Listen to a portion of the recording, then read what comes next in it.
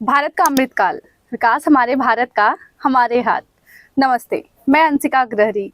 यहाँ पे मैं अपने भारत के पिछले 10 सालों में ग्रोथ के बारे में बताने आई हूँ। एक वक्त था जब हम पे दूसरों का राज हुआ करता था, और एक आज का वक्त है जब पूरा विश्व ये मानता है कि 21वीं शताब्दी भारत की शताब्दी है। हाँ, काफी वक्त लगा, लेकिन हम पीछे नहीं हटे। आज हम दुनिया के 5th लार्जेस्ट इकोनॉमी बन के उभरे हैं। हमारे देश के प्राइम मिनिस्टर मोदी जी ये प्रयास कर रहे हैं कि 2047 तक डेवलप्ड कंट्रीज जैसे जापान, जर्मनी को भी पीछे छोड़ते हुए हम एक 3rd लार्जेस्ट इकोनॉमी बने। पिछले 10 सालों में हमारी जीडीपी 2 ट्रिलियन से 3.75 ट्रिलियन हो गई है। इतने ग्लोबल क्राइसिस आए जैसे corona, Ukraine and Russia war, Israel and Palestine war. इसके बावजूद हम एक 6 to 7% के ग्रोथ से हम आगे बढ़ते रहे। हमारी कंट्री फार्मास्यूटिकल में एक लीडिंग कंट्री है। हम वर्ल्ड में 3rd नंबर पे हैं by production and 14th number पे हैं बाय वैल्यूएशन। हमारी कंट्री में जेनरिक मेडिसिन एक चीप रेट में मिल जाती है। इसका सबसे अच्छा एग्जांपल हम देख सकते हैं कोरोना टाइम में, जब हम अपने साथ साथ 97 और देशों को लगभग 11 करोड़ के लगभग वैक्सीन प्रोवाइड किए। गवर्नमेंट की स्कीम जैसे प्राइम मिनिस्टर भारतीय जन औषधि स्कीम हमारे फार्मास्यूटिकल में काफ़ी हेल्प करती है। हमारी स्टैंडर्ड ऑफ लिविंग पहले से काफ़ी इम्प्रूव हुई है, जैसे हमारे खान पान में, हमारी साफ़ सफाई में, हमारे पढ़ाई लिखाई में। गवर्नमेंट की कई पॉलिसीज आई, जैसे स्वच्छ भारत के तहत हमारे पूरे इंडिया में लगभग 11 करोड़ टॉयलेट्स बने।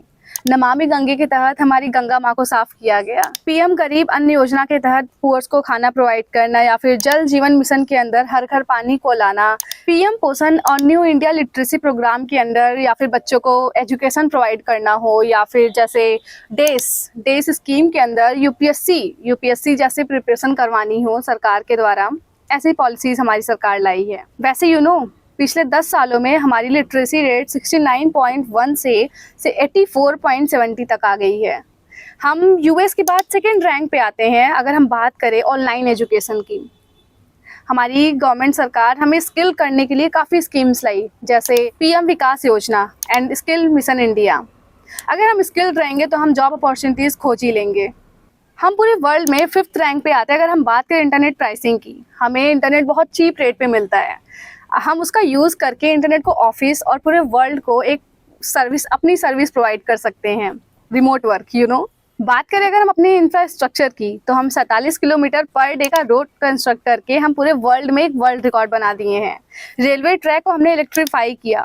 हर साल लगभग 10 एयरपोर्ट्स बन रहे हैं। 2024 तक ये उम्मीद लगाई जा रही है कि 200 एयरपोर्ट्स बन ही जाएंगे। भारत सरकार ने विमेन के लिए काफ़ी स्कीम्स लाई, जैसे बेटी बचाओ बेटी पढ़ाओ, सुकन्या समृद्धि बचत योजना, PM Matritva Vandana Yojana for pregnant women, stand up India for providing loans to women for promoting entrepreneurship in them, Ujjwal Yojana, हर घर गैस जिससे वीमेन की हेल्थ ना खराब हो चूल्हे के धुएं से, पीएम पहल योजना। हमारे इंडिया की साइंस और टेक्नोलॉजी की उपलब्धियां किसी से नहीं छिपी हैं, फिर वो चाहे 415 करोड़ रुपए में मंगल पर जाना हो, या फिर यूपीआई से इजिली पैसे ट्रांसफर करना हो विदाउट एनी चार्ज, या फिर 99% ऑफ इंडियंस को एक आइडेंटिटी प्रोवाइड करना हो आधार कार्ड के रूप में, या फिर हमारी रिजल्ट से लेके इंश्योरेंस तक की सारी डेटा एक जगह डिजी लॉकर में रखना हो। ये सब हमारी अचीवमेंट है।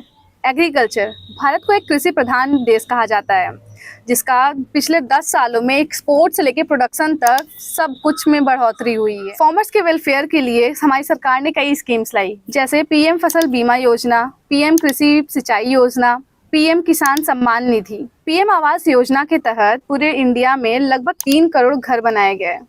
दीनदयाल उपाध्याय ग्राम ज्योति योजना और उजाला योजना के तहत आज लगभग सभी के घरों में इलेक्ट्रिसिटी की सुविधा है। हमें डेवलपमेंट तो करना है, लेकिन एक सस्टेनेबल डेवलपमेंट करना है। भारत पूरे वर्ल्ड में 3rd नंबर पे आता है अगर हम बात करें रिन्यूएबल एनर्जी प्रोडक्शन की। रिसेंटली में ही मोदी जी ने 1 करोड़ घरों में सोलर पैनल लगवाने का अनाउंसमेंट किया है। जब हमने इतनी बात कर ही ली है, तो स्टार्टअप, इनोवेशन एंड एंटरप्रेन्योरशिप में हम पीछे कैसे रह सकते हैं। पिछले 10 सालों में हमारे इंडिया में 111 स्टार्टअप यूनिकॉर्न बने, मतलब उनकी नेटवर्थ $1 बिलियन से भी ज़्यादा हो गई। स्टार्टअप्स को प्रमोट करने के लिए हमारे भारत सरकार ने कई स्कीम इंट्रोड्यूस करवाए, जैसे startup India, make in India. By the way, इन सब के रिसर्च के बीच में मुझे एक बहुत इंटरेस्टिंग चीज़ पता चली है माई गवर्नमेंट ऐप पे। Let me share. My government app पे जाके हम मन की बात की सेक्शन में जाके अपने थॉट शेयर कर सकते हैं, जिस पे later on Modi ji consider कर सकते हैं हमारे थॉट पे। एंड इस पे कई रियल चैलेंजेस भी होते हैं, जिसको हम लोग चैलेंज एक्सेप्ट करके विनर बन के रिवॉर्ड जीत सकते हैं। और कई क्विज़ भी होते हैं जिसको खेल के हम लोग रिवॉर्ड जीत सकते हैं। तो आई विल हाईली रिकमेंड कि आप लोग जाके माई गवर्नमेंट ऐप को एक बार एक्सप्लोर करें। हमने काफ़ी कुछ अचीव किया है, लेकिन हमें भी बहुत कुछ बाकी है अचीव करना, जिससे हम फिर से कह सकें, जहाँ डाल डाल पर सोने की चिड़िया करती है बसेरा, वो भारत देश है मेरा, वो भारत देश है मेरा। जहाँ सत्य अहिंसा और धर्म का पग पग लगता डेरा, वो भारत देश है मेरा, वो भारत देश है मेरा। ये भारत हमारा है, इसकी जिम्मेदारी भी हमारी है, इसका विकास भी हमारा है, और हमारे ही विकास से हमारे भारत का विकास है। पूरे विश्व में भारत ही एक मात्र ऐसा देश है जिसमें यंग पॉपुलेशन बहुत ज़्यादा है, जिसकी मीडियन एज 28 है। हम ही यंग पॉपुलेशन इसको बना भी सकते हैं, बिगाड़ भी सकते हैं। हमारे पास इतनी पावर है कि हम अपने इंडिया को बना और बिगाड़ दोनों सकते हैं। इंडिया की हिस्ट्री सबको पता है। जब हम वहाँ से निकल के एक मोस्ट पॉपुलेटेड बट एक फास्टेस्ट ग्रोइंग इकॉनमी बन सकते हैं, तो हम 2047 तक थर्ड लार्जेस्ट इकॉनमी क्यों नहीं बन सकते।